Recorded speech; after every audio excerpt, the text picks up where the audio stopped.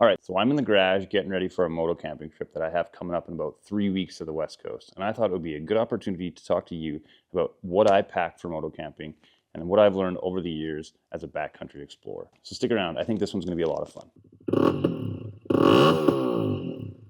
So my background is in backcountry adventure, sans motorbike. Dual sport riding is relatively new to me, but this is an area I feel like I can provide some insight. I've been bike packing and backcountry hiking, mountaineering and climbing for over a decade. So when I decided to buy myself a motorcycle, I knew moto camping would be something that I would get into right away. And I do feel like I have something to offer in this area. So today what I'm going to do is I'm going to talk about everything that I would pack for a moto camping trip.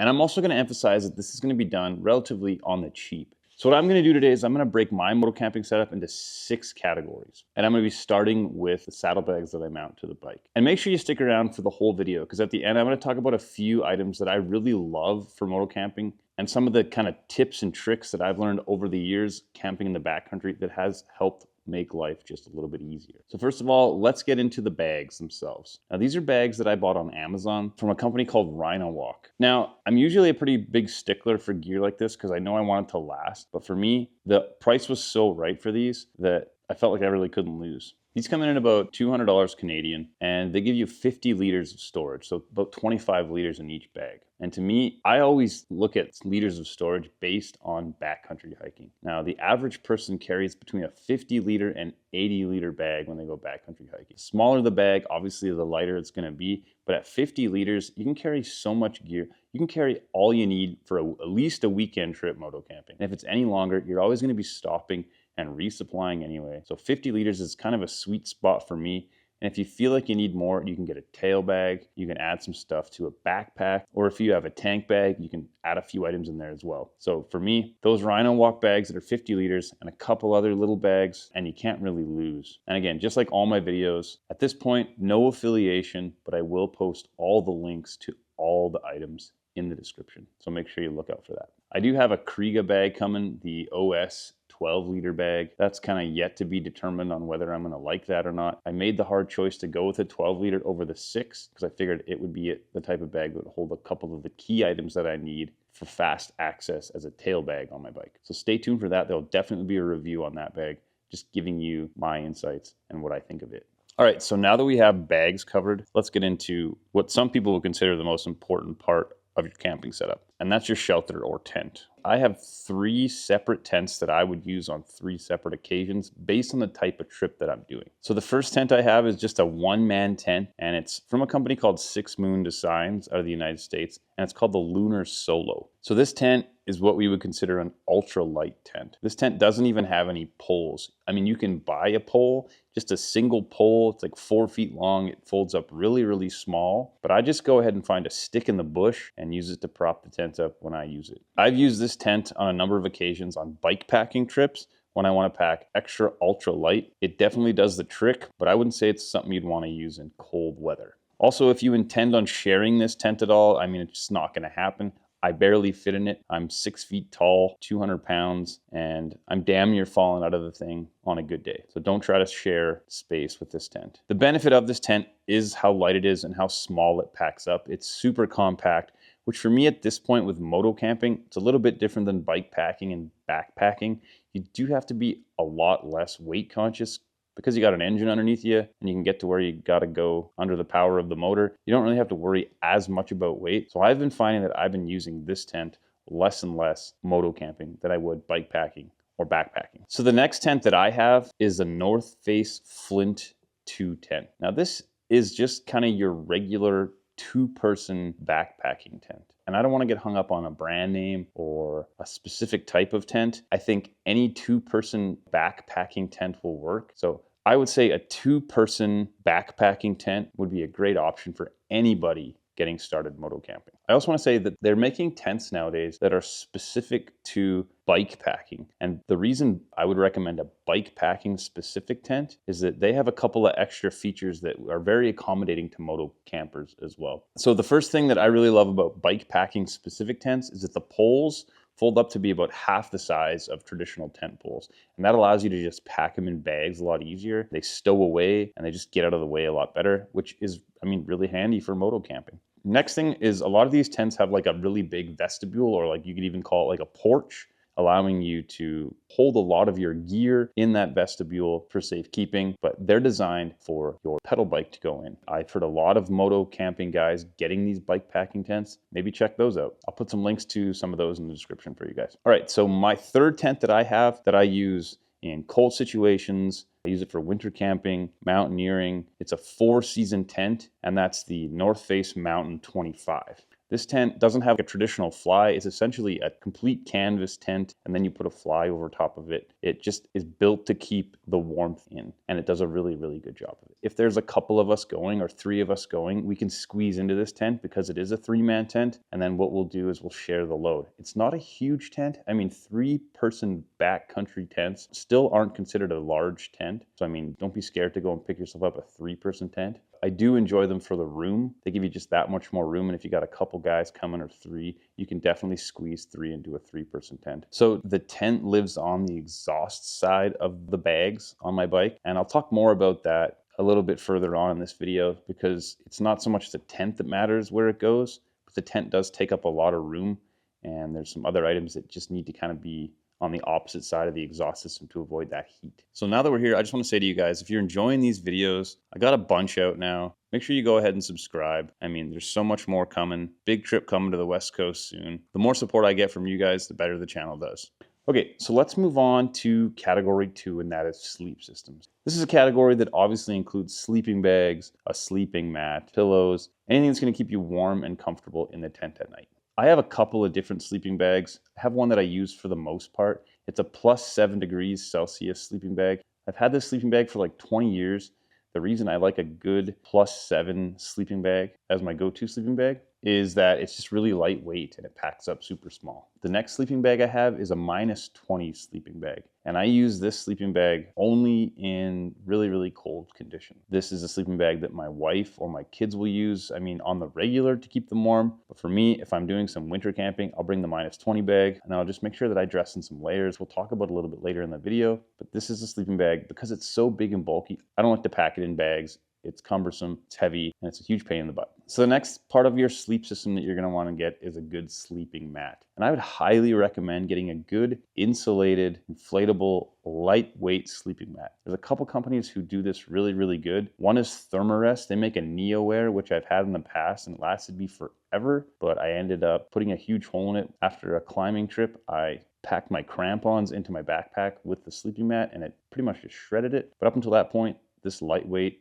insulated sleeping mat had never failed me. Now I run an Xped sleeping mat. It's also an insulated sleeping mat. Now this is going to be one of those items that you're going to pay a lot of money for, but it's going to be worth it. If I could say you're going to pump a good chunk of money into any item for backcountry camping or for moto camping at this time, I would say that sleeping mat is pretty vital, especially that insulated sleeping mat. It's going to keep you warm. It's going to take that cold ground and it's going to push it away from you and take your body heat and put it back on you. And it's just gonna do wonders to keep you warm at night. All right, so the next item is your pillow. And this is my favorite pillow. This is a Thermarest pillow, and this thing looks huge. I mean, if you take a look at it, it takes up the whole screen. It's a legitimate pillow. It's definitely not like your bed pillow. It's not gonna be the most comfortable pillow you've ever slept on in your life. But what I love about this pillow is it has some closed cell foam, and it packs up really, really small and fits inside of your bag as well. It's definitely not the smallest pillow option that you can get.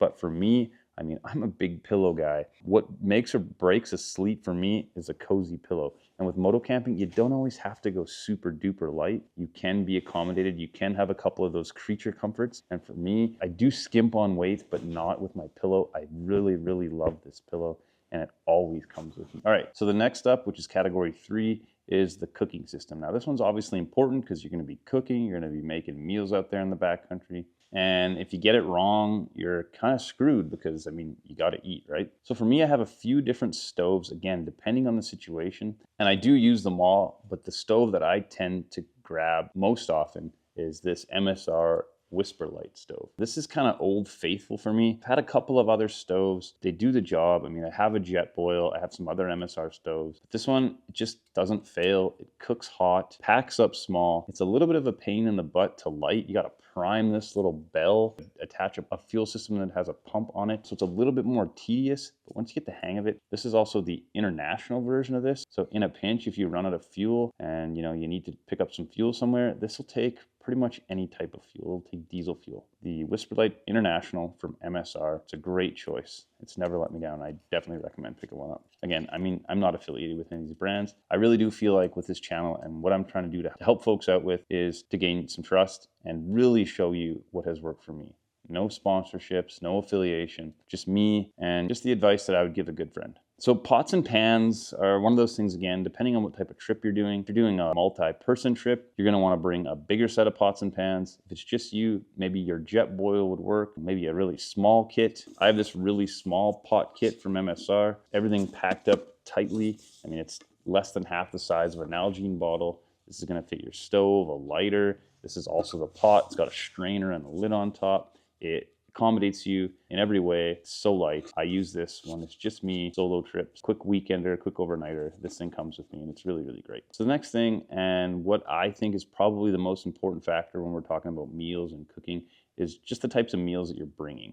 A lot of people will go out and buy pre-dehydrated army surplus shrink wrap meals, backpackers pantry. I'm sure they've come a long way, 10 or 20 years, but when I used to eat these things, 15, 20 years ago, they just destroyed my guts. And then I'd end up, needing the facilities in a place where there was no facilities, and I'd have sore stomach, and they're so full of sodium because they're preserved, and they'd hurt my stomach. I just can't do them. Some people like them, some people tolerate them, and I don't feel like you need to tolerate them. If I'm on a really long, hardcore trip where the resupplies are sketchy and undetermined, I will dehydrate my own meals. So there's a really good book called, I'll put a picture of it, it's called Lip Smackin' Backpackin' Meals. And it gives you recipes to make your own dehydrated meals. And I know it kind of seems like a pain in the butt, but it's super worth it. One last thing that I didn't talk about is coffee. Now, to me, I'm a huge coffee guy. I love my coffee in the morning, and I love a good coffee in the morning.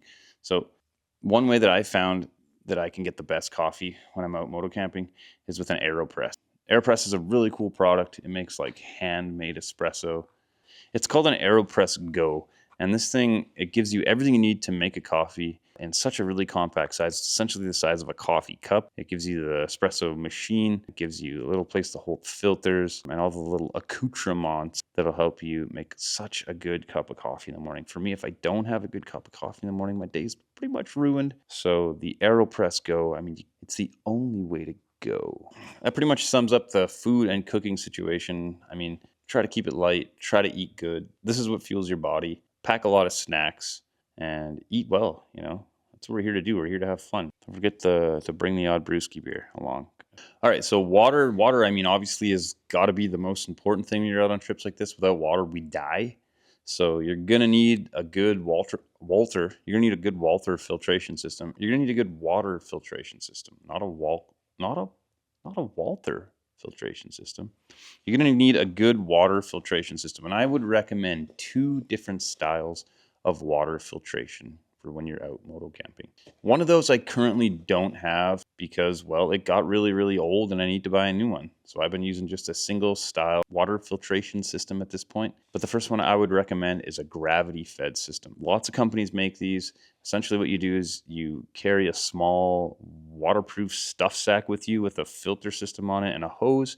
You go to wherever you get your water source from, you scoop a big bunch of water up, you can hang it in a tree, and it's just gravity fed. So it feeds down the hose into this cartridge system and then through the cartridge system into wherever you're storing your water. It is effortless, no pumps, no chemicals, and it has never let me down other than the fact that I've used one for 20 years and it just got old and I need to buy a new one and I haven't yet. The next style of filtration system that I use is this guy here. And I mean, it's kind of a unique system in itself. This company is Be-Free and this is the Katadyn. And essentially it's a 1 liter water filtration system that is kind of, I mean, it's just a water bottle, like a soft water bottle, like an ultra marathon runner style water bottle. And it has, let me grab the cap here. All right. And it has the filtration system built right into the bottle itself. So you fill it up with water. You can just choose to keep it like this in a bag and drink it when you need it, or you can empty this into a water bladder, a camelback, or a platypus, or something like that, some sort of a hydration system. And then when you're done with it, it folds up really, really small, and tucks away really easily. I love this thing.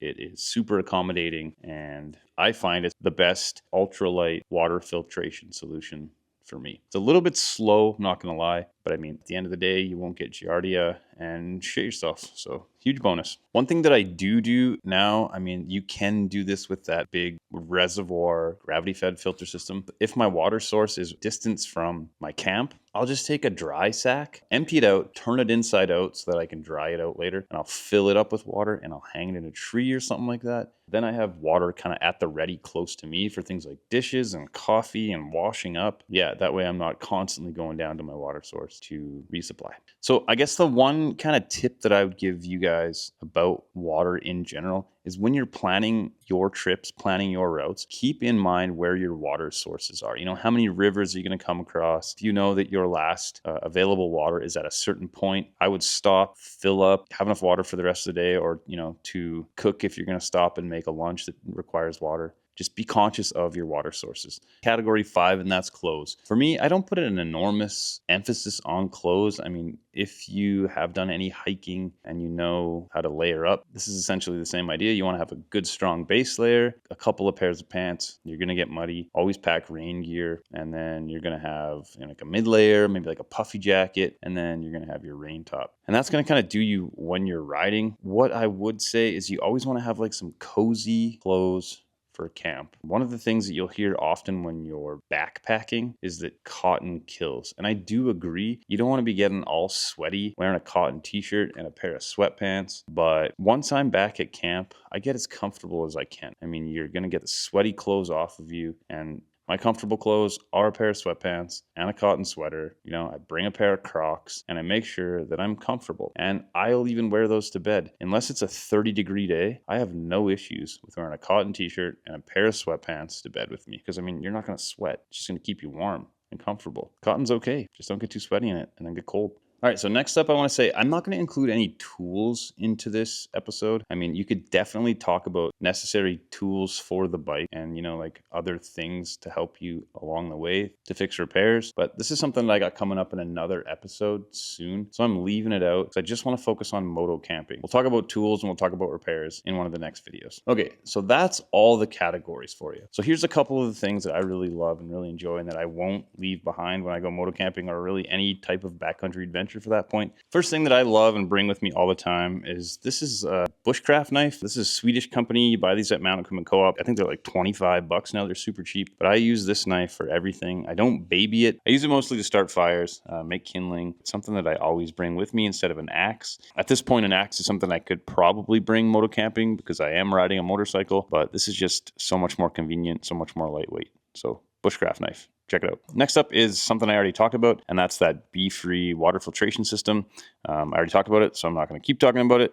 Amazing. Another key item that I got into the habit of using bike packing are these ski straps. These things go everywhere with me. They're just so handy for tying things down that come loose, or if you need to fix something or bind something up quick. They are great. I always bring 2 or 3 with me, various sizes. Next thing that I always bring with me are some camp suds. Camp suds are biodegradable camp soap that you can use to wash your dishes in the river. They're an environmentally friendly company, saves the fishies. You buy a big bottle, save a lot of money, and then I put it into a tiny little bottle. You can get these on Amazon, or soaps and things like that. I use this to wash my dishes. I use this to wash me. Just a good addition to the bag. Doesn't hurt to have a little bit of soap with you. 2 more items, both very, very important to me. One would be my first aid kit. This is it. I don't get too fancy with my first aid kit. I have kind of like a med kit in here with a tourniquet, some toilet paper, some Band-Aids, some gauze, something to do up a splint, and then I put it all in a Ziploc bag, and then I will compress this down, and I'll keep it at the top of one of my bags, because you always want to have your first aid kit at the ready. Whether you're on a motorcycle or you're at camp, you never know what could happen. Always great to have a good first aid kit on hand. So one One thing that I will say is I will also include a PDF file linked to a Google Drive folder. Eventually, and I'm really excited about this, we have the Drop Bike Diaries website coming. We're going to be able to access all these resources free of charge. For now, I'll give you a link to a public Google Drive folder so you can find all these PDF checklists. You can keep them on your phone or print them off to help you plan your next moto camping trip. All right, last special item that I love and can't live without. I'm sitting on mine right now. This is my wife's. This is my wife's. It is a really small, compact camp chair. These fold up super small, and after a big day of riding or a big day of getting your ass kicked in any form, to be able to sit down in a comfortable chair is just a huge win. So being able to pack something like this on a motorbike and not have to worry about the extra added weight, this is a no-brainer. You got to get yourself a good camp chair. All right, so now let's talk about how I pack. First thing that I always want to do is I want to put my tent, anything big and bulky, on the exhaust side of my bike. That's something that's all going to come out quickly. Usually it's tent, sleeping bag, sleeping mat. My complete system is going to go on the exhaust side of the motorbike. My food, my water, and my fuel. This is the important part. You never want to pack your fuel on the exhaust side of the motorcycle. I don't know if it could actually explode or catch on fire, but I must say my first moto camping trip, and it was a big long trip, it was a 5-day solo trip through the Rockies. I packed my fuel the first day on the exhaust side, and when I finally got unpacked after my first day of riding and I grabbed the fuel bottle, it was hot to the touch. And to me, I mean, that can't be good. So I learned that lesson. I mean, I wouldn't say the hard way. I learned it before it became a lesson learned the hard way, that to keep your fuel on the non-exhaust side. So with the tent, sleep system, and anything kind of big and bulky on that hot side of the bike, you move over to the non-exhaust side of the bike, and that's where I'm going to put my little kitchen sink, some pots, extra can of fuel, some of the things that I'm not going to use regularly at the bottom of the bag. And then I'm going to put food in one big stuff sack. That's the next thing that I would pack. I'm going to want to pack that food based on how I'm going to eat those meals. I'll usually pack this in a stuff sack, and I'll plan it out so that the last meal that I'm going to have, so which would probably be like a breakfast or lunch on the last day, is going to go at the bottom of the bag, and then I'll stack those meals up according to the order I'm going to eat them.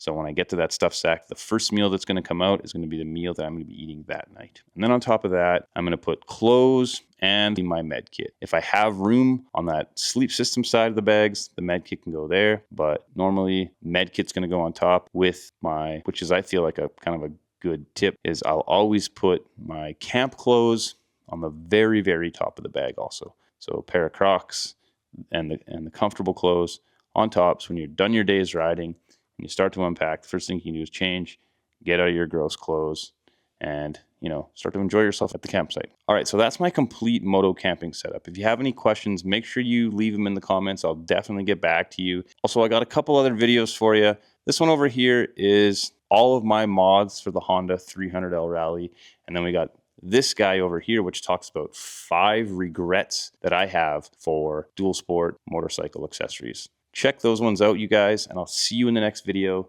Thanks for watching.